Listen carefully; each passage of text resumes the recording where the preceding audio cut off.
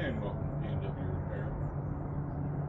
Today on the channel, we are doing some pre-delivery inspection as well as upgrades on our JQ Power JQ400 mini skid. So stick around. Alright, well, I preemptively removed some of the engine plastics. On this cover, naturally being a Chinese China machine, right out the gate, you'll notice that nut's still on there, and it pulled the stud. Well, they cross-threaded the ever-loving crap out of that one, so we're going to deal with that to start. As soon as I get that off and get that fixed, we're going to go and replace this vacuum-operated fuel pump with a inline electric pump. From what I've read on these, along with similar machines that share that 739cc engine, these vacuum-operated pumps like to cause nothing but problems. From what I read, they'll usually run 15-20 minutes and then shut off, and the machine has to cool down, then it'll run another 15-20 minutes. So fix for that, according to several forums and groups, is to replace that with an electric pump. So that's what we're doing there. Another thing that is particular to the JQ Power machines, appears I'm not the only one, is that this filler neck likes to dump fuel right out of the filler neck. Now, I'm not sure, and I only experienced that. I put a little bit of fuel in it, and I experienced that pulling it off the trailer when I got home. I'm not sure if it's actually at this seam or if it's down at the tank itself. So we'll inspect that, and we will put some sealer in there and fix that. Aside from that, go around and grease everything, and probably go ahead and change the engine oil. I think that's going to be about all that's really necessary. So let's get after it. See if we can't get this nut off without breaking this stud.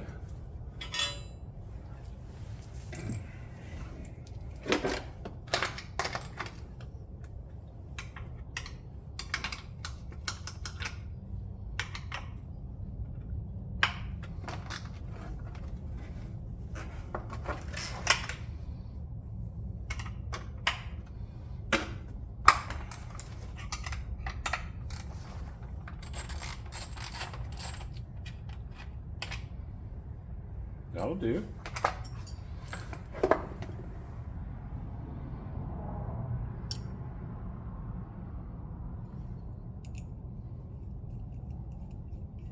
Huh.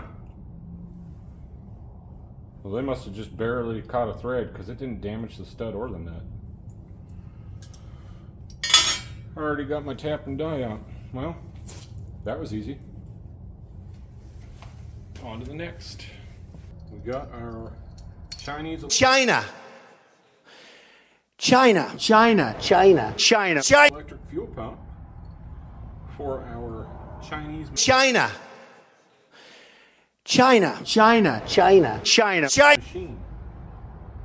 I believe this was the lower of the pump pressures on this style of pump. I want to say it was like 2 to 4.5 psi. So that should do just fine for this carbureted engine. They typically come with this style of connector already on them. I don't have the other end to plug into that, so we're going to use our connector set here, and we'll put a new connector on it.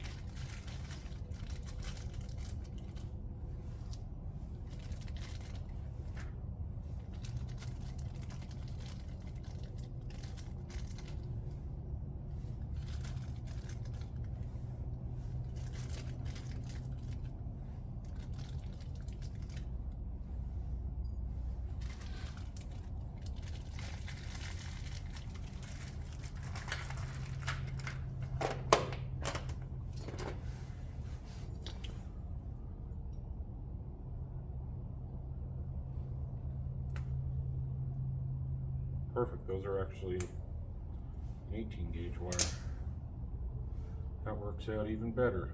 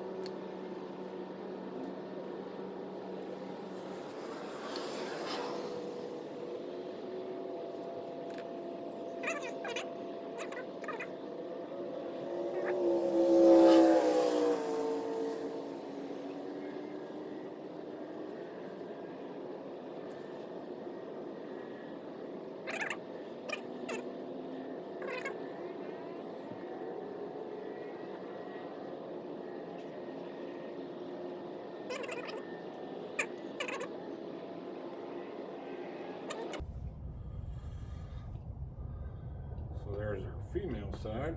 Now, after I figure out what I'm going to wire this into, or how I'm going to wire it in, I'll figure out the right length of the harness I'm going to need to make up, and then I'll put our male connector onto that side.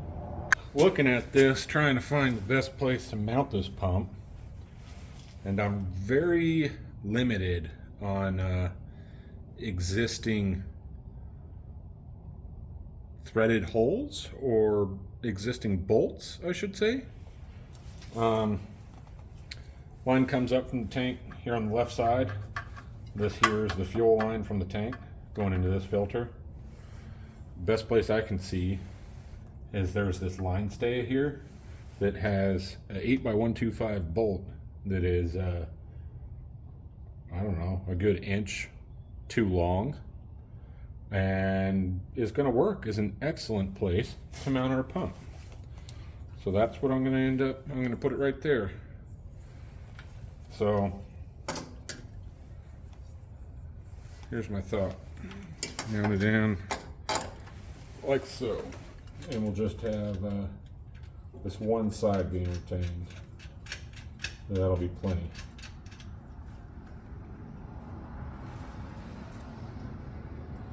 So I'll tighten that up and we'll go just like that. Then we'll disconnect our fuel line there, plumb it right in there, and then our outlet loop back around and go into this filter. I got the pump all mounted up in there where I want it. The line from the tank is already plumbed up to the pump. I was looking into how I want to wire it. This particular one has a 12 volt accessory outlet that you know, I don't really understand what anyone would do with that. It's not like you're going to be charging your cell phone or something. Well, this thing's bouncing around operating, so there's nowhere to put your cell phone, so I'm not sure what the idea is with that. But I basically had two options. One option is not doable because I do not have all the necessary supplies on hand, and that would be to rob power off of something such as that cigarette lighter, run that low amperage signal line from that cigarette lighter to a relay to switch a relay, and have a higher amperage line from that relay that goes to our pump. Being that I don't have an extra relay hanging around, and I don't see a huge use for that power outlet, that's a 10 amp circuit. I believe that's 16 gauge wire, or I should say, I'm going to assume that's a 10 amp circuit. That appears to be 16 gauge wire. I'm also going to assume this pump can't draw more than 10 amps because this is only 18 gauge wire. So, being that I don't see this being necessary, I'm going to go ahead and use the cigarette lighter circuit because I did verify that it is source voltage, key on, as well as cranking, and it's only a keyed circuit. It has nothing when the key's off. So I'm going to rob those wires as our supply circuit for the pump. Now, being these have spade connections on them, hindsight being the whole thing, you know, I could have used that crappy connector that came on it, but these are not a weather pack connection. It doesn't take a whole lot for corrosion to get in there, and then you have issues. This is a weather pack connector, so it'll be weather tight, and we won't have high resistance at any time because of this connection. So I'm going to snip those, and I'll splice in the other end of this connector's male end. I got our connector all on. It's all plugged in. I'm gonna tie some of this excess with a zip tie up out of the way somewhere in there. I went to start routing the inbound line from the pump. I got it routed to that filter, and then I went ahead and I pulled the line off of what I thought was that filter. That's actually a breather filter. So this is the vacuum supply to the pump. So I've removed that line completely. It'll be sold with the machine in case the guy wants to take it back original or stock. But I'll put a vacuum cap on that breather. I put a vacuum cap on that one. I went and removed this one, which went up to the top of the carburetor. That's actually the fuel supply to the bowl there on the carb. So yeah, kind of misinterpreted this looking at it to start, but no big thing. Trying to find a cap to fit that one. Looks like that's going to be the hot ticket. Okay, I'll just keep crap out of there, keep stuff from getting sucked into the engine through that breather filter. All right, so this being the supply from that vacuum pump, if I remove this line, I mean, that thing's, I suppose I could route it back around. The nipple on that's kind of facing not the greatest of ways.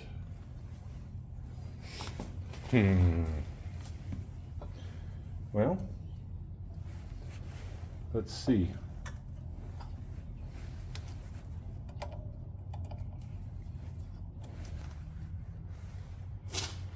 I mean, really, there's no reason I can't just, I don't really want to waste any fuel line now. We'll use what we got here. I'll probably take this one off. That's what I'm thinking, and use that.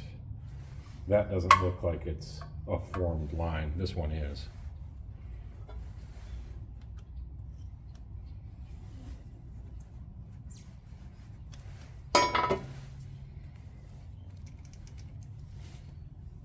Has that piss gas everywhere?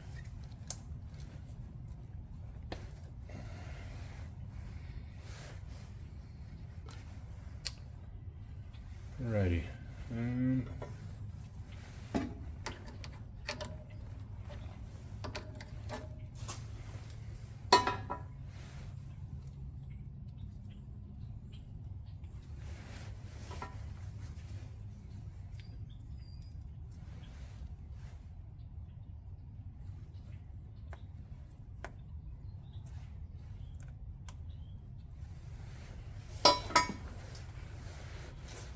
Need a different pair of maybe some needle nose to get to that clamp.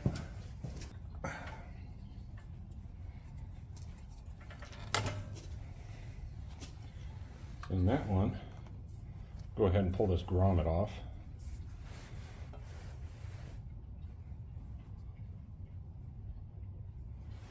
That one will just go like so.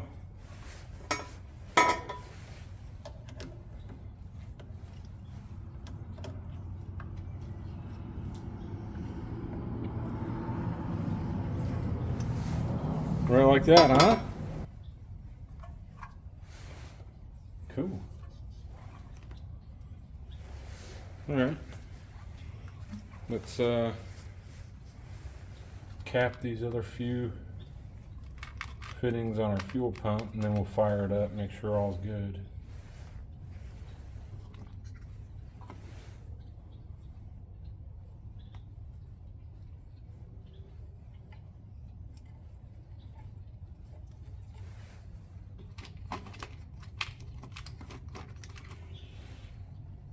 That one's bigger.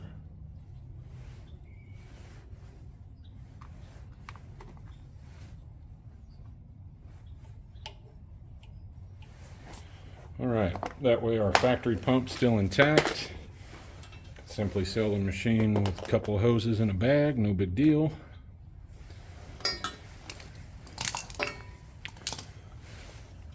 Intake is clear, let's clear that.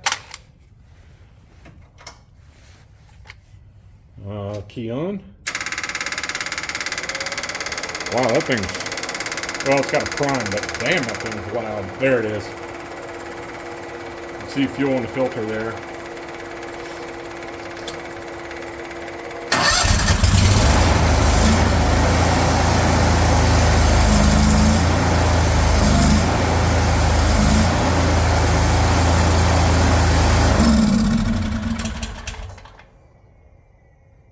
Pumps off. Simple enough, huh? Alrighty. I'll get this squared away, then get some of these plastics back on. One other thing I did notice, sitting here working on this, missing a bolt right there on this pilot mount, and lo and behold, it's sitting right there under the filler neck. Where the nut went for it, I don't know, but I'm sure I can find a nut. I believe that's just a 8125, so I got a box of them, but we'll fix that too. So let me get this all squared away, get the plastics back on, and I'll get with you. Well, I got all the plastics buttoned up. Got our harness all secured up out of the way. Looking good. So I also went ahead and tightened that, got a nut for that bolt and tightened that thing up. The same one, the inner top on this side was also loose, so hammered down on that. But guess we'll move on to figuring out our fuel leak over here. So I went ahead and sealed up the filler neck and the two locations that were suspect with this JB weld tank weld. This is something I've used in the past, and I mean it worked just fine. So basically it's an epoxy that is reinforced. You have a layer of fiberglass mat. So you plaster it up with some epoxy, you lay down your fiberglass, and then put epoxy over that. So I got it right there, as well as, oop, maybe we can be able to see it. Yep, right there where it goes into the tank. Looks like hell, but as long as it doesn't leak, that's what counts. And luckily we're not going for beauty here, and you know, you're not actually looking at it, so it'll work. So on that note, with our pump, with that resealed, we can button up the back end here. This actually does have, well, no, I don't want to button it up yet because I haven't changed the oil. And I was looking at this. This was a piss poor design on this oil drain. You got a drain there on that side, and you got a drain on this side as well. But where's it going to drain to? So, well, I'll show you. They do make these oil drain hoses. This one's actually for that mini excavator. So maybe I'll pick one up for this machine as well, because there is, I noticed a hole right there that in theory you could drain oil into it, but at the same time there is not a whole lot of clearance here. So I'm not sure how you'd fit a pan under that either, but that's not a huge concern of mine, being that, you know, this one's just going to be sold anyway, and whoever buys it can worry about where the oil's going to drain out. But I'm just trying to figure out how I'm going to go about this for its first oil change, and I just have a feeling we're going to make one hell of a mess. But we'll see what happens. I'm going to have to pull this oil filter off, measure the where is it? There it is. Measure the threads on it, and try to go down to one of the parts houses and see if they can match it up. Well, I remembered another thing I needed to take a look at. I had noticed that every time I've run this machine, which in total it's, you know, maybe a half an hour in total runtime at this point, I've noticed that this hour meter hasn't been counting at all. It still reads 0.0. So I wanted to go ahead and investigate that a little bit. Well, pulled the wire loom off, and you know, we were just plugged in right here. Well, lo and behold, there was this extra yellow wire coming out of the gauge that focus appears has been broken off. So, being that the light operation to that hour meter operates, I'm gonna go ahead and assume this yellow wire needs to be tagged into our battery voltage as well. That's gonna be our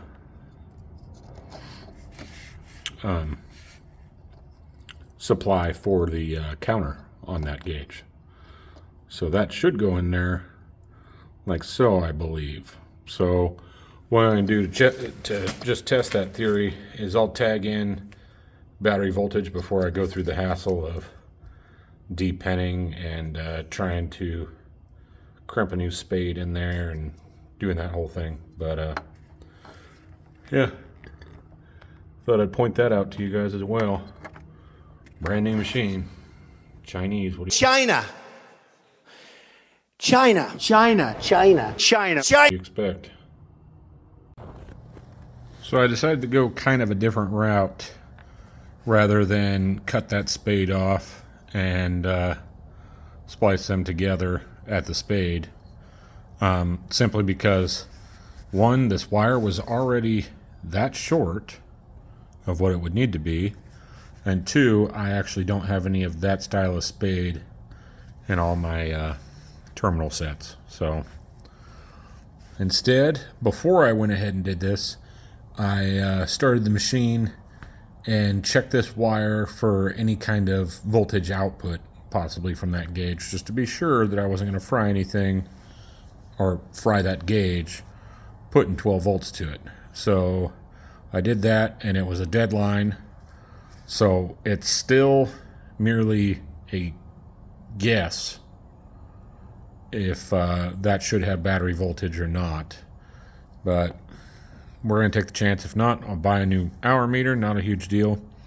All I did was strip some of the insulation from our red wire here and wrapped it, soldered it. Done. I'll wrap that in tape. Good to go. However, I did notice, get a load of this shit, on a Chinese machine. China. China. China. China. China. Machine.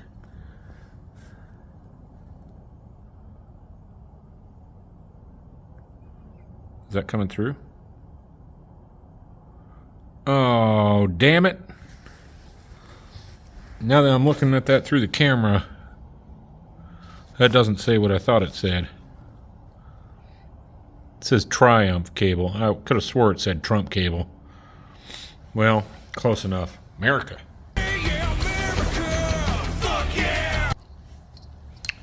So we'll try that and see what happens. So I already went ahead and plastered up that filler neck last night with our sealer. So it's dried overnight. Hasn't been a full 24 hours or anything, but it's pretty cured up. It fully cures, and I think 24 is what it says, but good enough to actually add some fuel at this point. So that's what we're gonna do and check for leaks.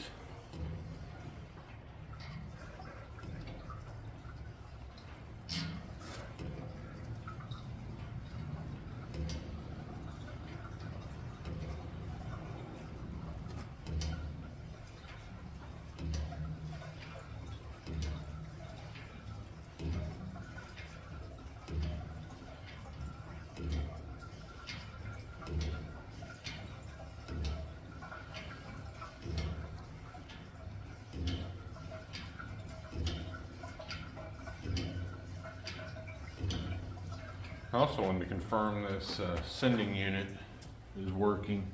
So I'm going to key on.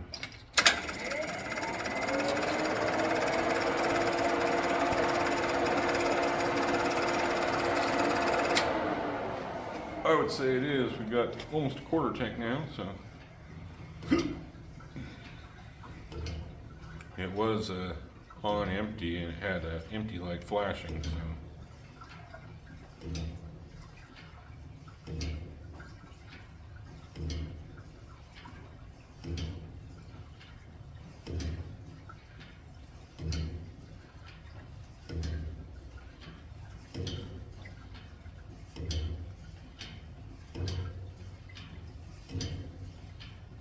I'm proud to be an American in the land of Christ country.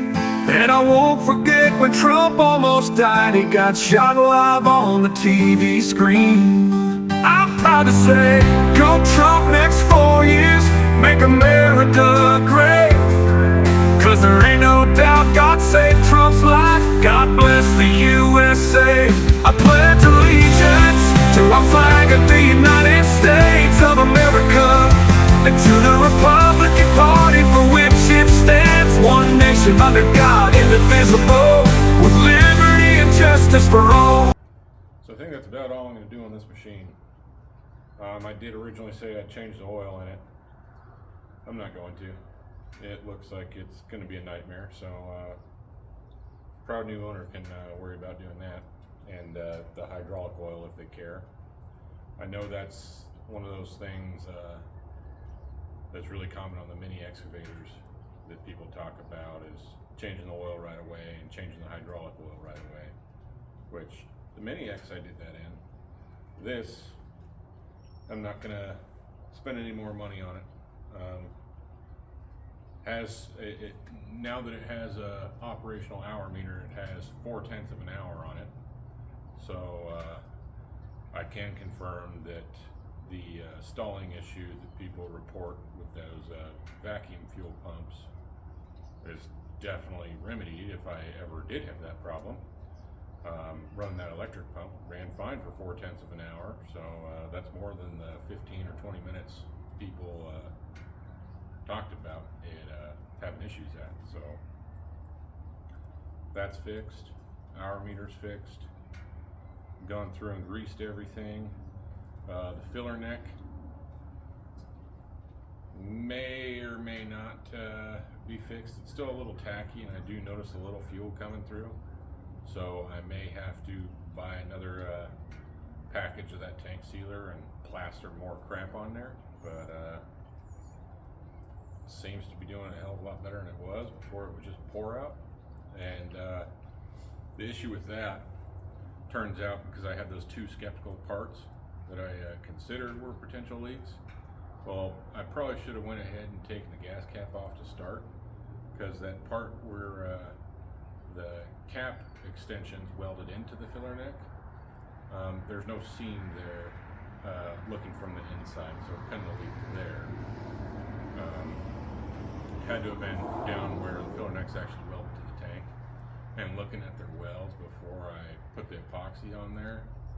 The filler neck into the tank side, the weld was extremely undercut all the way around, so I wouldn't be at all surprised if there was a pinhole anywhere in that.